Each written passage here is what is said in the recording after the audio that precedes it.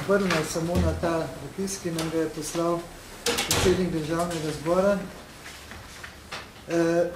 Moram reči, da sem zgrožena, da si lahko dovoli direktor Slovenske odškodninske družbe, ki je ustanovljena zgolj in samo zato, da gospodari upravlja državno premoženje, finančno in materialno, z določenim namenom, ki je zagotovo namen javnega interesa, ker vračilo oziroma izplačilo odškodnin denacionalizacijskim upravičencem je zagotovo javni interes te države. In je zato izjemno nenavadno, da si lahko dovoli predsednik nadzornega odbora in direktor družbe zapisati, da Komisija za nadzor javnih financ nima pravice razpravljati in odločati o sklepih v zvezi z dogajanji, ki jih so nastali v zvezi z poslovanjem te Slovenske odškodninske družbe.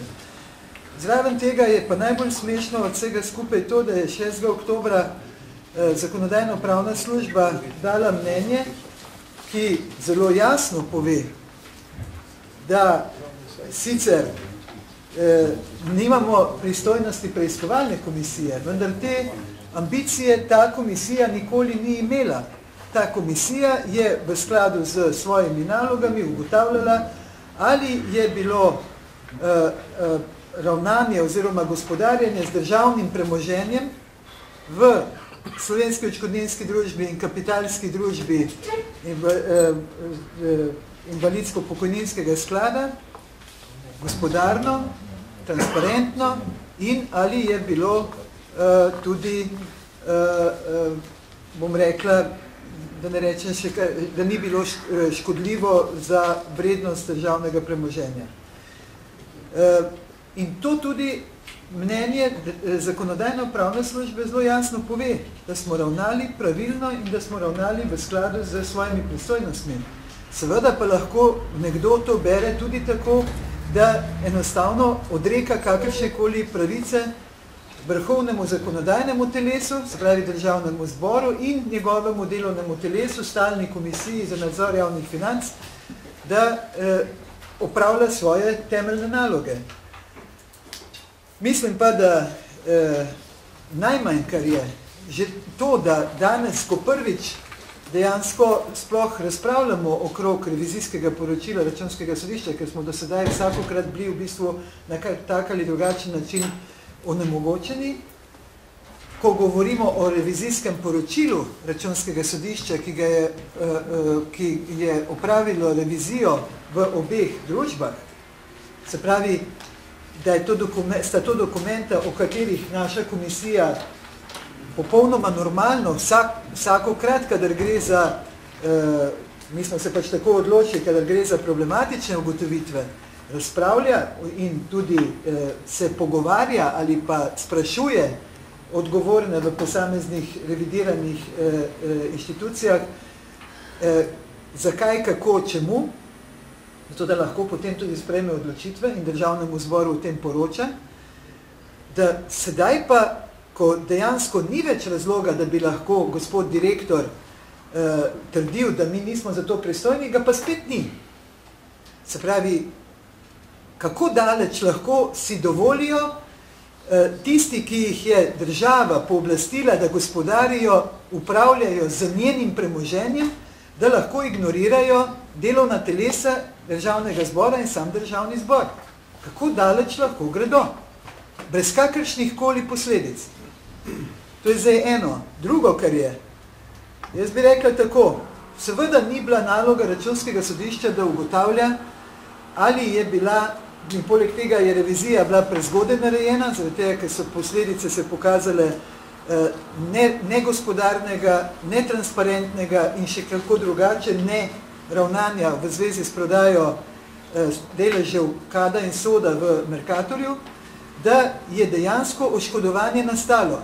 Najmanj, kar je bila kupoprodajna pogodba sklenjena tako, da je bilo plačilo delnic, deležev v Mercatorju odloženo in da je Istrabenz s tem, ko je prodal svoj delež v Mercatorju, v bistvu dobil plačano premoženje, ki ga sploh še ni plačal.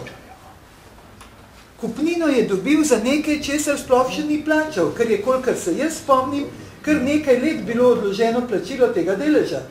Ob sklenitvi kupoprodajne pogodbe s Kadom in Sodom. To je eno, kar lahko trdimo, da tukaj gre evidentno za oškodovanje državnega premoženja.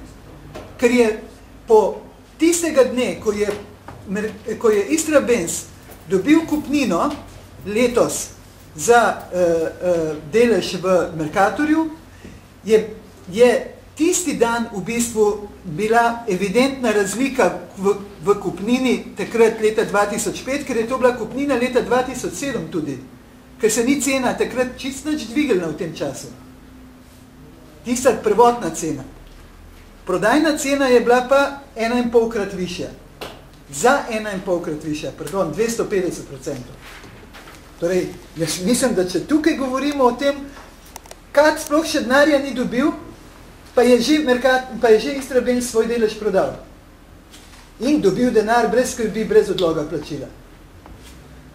Druga stvar, ki se pojavlja v zvezi z Mercatorjem, je pa to, kar je Računsko sodišče ugotovilo in smo danes ponovno slišali, razen tistega, kar smo brali, da ne sod nekad nista naredila tega, kar bi vsak dober gospodar naredil, da ko sta prodajala svoje deleže, ker sta oba dva državna lastnina, ustanovljena strani te države, morata delati v interesu in za korist te države, torej bi morala najmanj, kar je pridobiti, prevzemno premijo.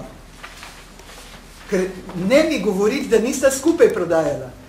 Ona dva formalno nista skupaj prodajala, vendar pa v realnosti dejansko sta prodajala skupaj. Se pravi, da bi morala pokasirati prevzemno premijo, pa je nista. Tretja stvar, ki je treba posebej povedati in poudariti, je pa tudi tisto, kar smo slišali že ponovno danes, to je, da nista ne eden, ne drugi upoštevala svojih lastnih notranjih aktov pri izvedbi te prodaje. Če to ni višek vsega, da direktor Soda in predsednik Kada lahko podpišeta kupoprodajno pogodbo, ne da bi postopek prodaje tekel tako, kot pač teče po njihovih notranjih aktih.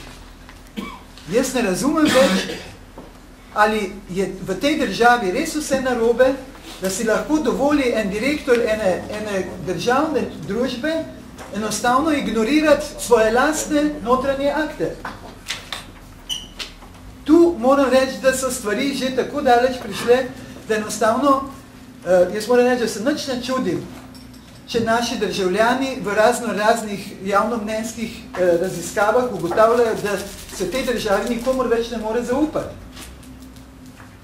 Kako pa lahko zaupaš ti nekomu ali pa nekim ljudem, ki gospodarijo z našim skupnim premoženjem? To ni premoženje te vlade ali tega Kada ali tega Soda. To je premoženje vseh nas. Zlasti v Kadu je premoženje vseh upokojencev slovenskih, sedanjih in bodočih. In mi se obnašamo tako, oziroma nekateri ljudje se obnašajo tako. Jaz se že ne obnašam tako, bom moral se popraviti. Kot da je to vseeno. Ja, sem se popravila.